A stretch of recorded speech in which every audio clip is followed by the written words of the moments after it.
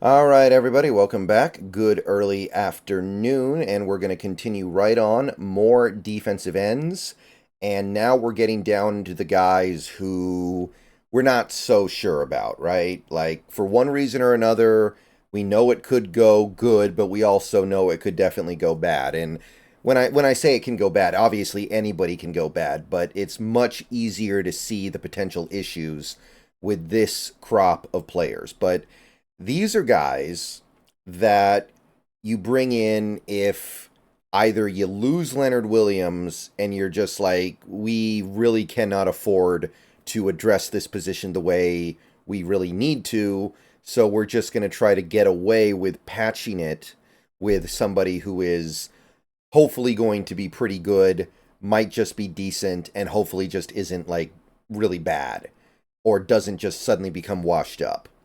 So this is like you're trying to get away with it because you don't have a lot of money to spend, and the money you do have to spend, you want to spend on a different position, like linebacker or offensive line. Or some of these guys you could bring in as depth behind Leonard Williams if you can come to a reasonable contract. Like you re-sign Leonard, you're pumping all this money into the position, you have Mike Morris, but you're like, we want to go a little bit deeper at the 4-eye, at the defensive end position. So let's just go ahead, spend.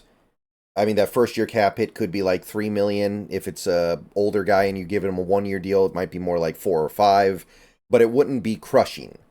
And if you feel like having that rotation and having a depth to your defensive line is really important for 2024, then I think these would be viable options. So, first guy we're going to take a look at here, and I'm a little worried about this one. There might be some kind of a legacy tax, but Fletcher Cox. So Fletcher Cox, one of the best players of his era, one of the best interior defensive linemen in recent memory. Longtime Philadelphia Eagle, won the Super Bowl with them, made the all 2010s team, made an all pro team, 6-time Pro Bowler. He is far removed from those days of being that level of player. He hasn't made the Pro Bowl in 3 years, but he's still good. He's still a bit of a legend here. I don't know if he's a future Hall of Famer or anything, but he is a player of tremendous notoriety. And I'm a little bit concerned that he might have a hefty tax attached to his future contract because he's Fletcher Cox. Because last year he made, his last contract gave him 10 million a year. Obviously, this next one should give him less because he's about to turn 34. But how much less are we talking here? Are we talking like 7.5 million, maybe 8 million? Am I gonna give 7.5 or $8 million a year to a guy who's gonna turn 34 late in the season in 2024?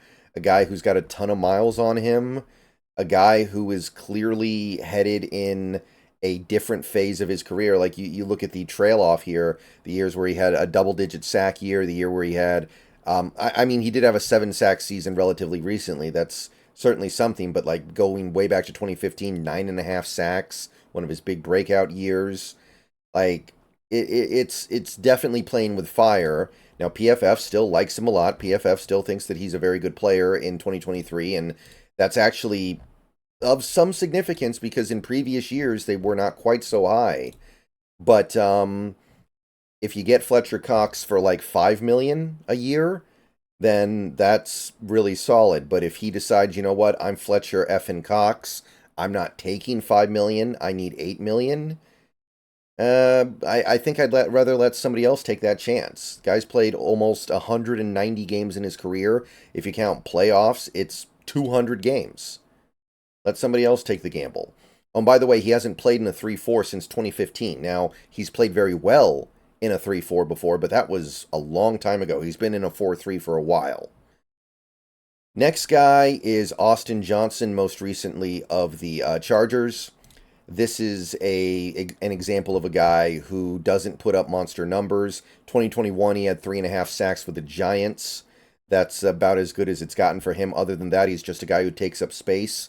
Just a guy who kind of fills his role so that the players behind him and around him can excel. And I look at Austin Johnson and I go, he would be a barely passable starter across Draymond Jones, or he would be a really nice piece of depth. The last couple years, he's been the starter for the Chargers under Brandon Staley with their 3-4 defense, so he has plenty of 3-4 experience. He was in a 3-4 in New York. It is worth noting that many times during his early career, he would play the nose tackle position, so you could play him some reps there. But in recent years, he's been more of a 4-eye in a 3-4 defense. PFF has him playing far more snaps at the DT than the NT, so it seems like that's where he's kind of found his comfort. Now, speaking of PFF, they really don't like this guy, so call that a red flag. Now, I've often said that PFF occasionally will have blind spots where they just look at a player and they go, we don't understand this player. We think he's awful, even though there's reason to believe that he's not. If you watch the tape and look at the games and look at the way he's affecting the game, and it's possible that Austin Johnson has been like that. But this is alarming, to say the least, right? This is a very poor score on his part, so something to keep in mind. Next guy will be Daquan Jones. This is another guy who's starting to get a little bit older, but he is coming off a very impressive year. Unfortunately, it was not anywhere close to a full year. So Daquan Jones has been a guy that I've spoken about at length before in previous off seasons because he's frequently available. And last year he found himself in Buffalo, and he was off to a great start. All the advanced analytics had Daquan Jones as one of the best defensive linemen in football. They had him as one of the most important interior defensive linemen out there, and he was a key part of a Bills defense that was dominant. And then after 7 games, he gets hurt, misses the rest of the season, and we don't totally know what we have right now. We know we have a player who was until the injury, playing very, very well, but it was also a little uncharacteristic of him to be playing that well. He's been a good player throughout much of his career. He was in Tennessee for a long time, then he spent a year in Carolina, and then he went to Buffalo a couple years ago. But what he was doing in 2023 was certainly an extreme. Now, the good news is I don't think he's going to get paid based off his performance last year because it was only a 7-game sample. But, I mean, look at what you could potentially be getting here. I understand that he's going to turn 33 near the end of the season, so age is a problem. But even if you go back to previous years, they still think he's a pretty good player. So it's not like he's a complete one-hit wonder at the age of 31. He just suddenly becomes a superhero. No. He's a player who's always been solid, and then last year, something just came together to where he looked like a star. And he's played in a 3-4 before, not recently. He played some nose tackle in Tennessee as well, by the way, as well as being a defensive end.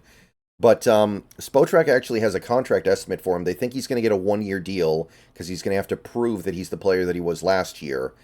They do think he's going to get about $7 million, which is a significant amount to spend on a guy that you would hopefully be bringing in as depth.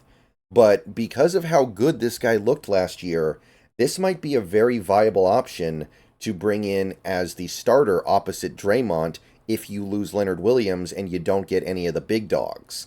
It's like it's like a little bit of a risky buy, but you know the upside for him to be a really good starter is there because you saw it last year. And for $7 million, I mean, that beats the rate that we were paying on any of the other players, like Leonard Williams, like even a guy like a DJ Reader. So I think Daquan is a very intriguing option here. And if the Seahawks decide to go this route, I will see the upside. But I think the risk and reward all kind of evens out to where you look at Daquan and you go, this is a guy who you just hope can be an adequate starter. All right, I'll see you guys later. We're going to cover more players later today, but I'm going to go ahead and leave it at that for now. So I'll be seeing you guys a little bit later where we'll take a look at some more guys that I view as being kind of moderate starters or quality depth, like really good depth guys if you want to have a deep defensive line. So let me know what you thought about this crew, Fletcher Cox, Austin Johnson, and Daquan Jones, for different reasons. There's reason to believe that they're pretty good. There's also reason to believe that they are going to need a lot of support to be able to hold up. But what stands out to you as the viewer? All right. See you guys later. Go Hawks. More videos coming in a couple of hours.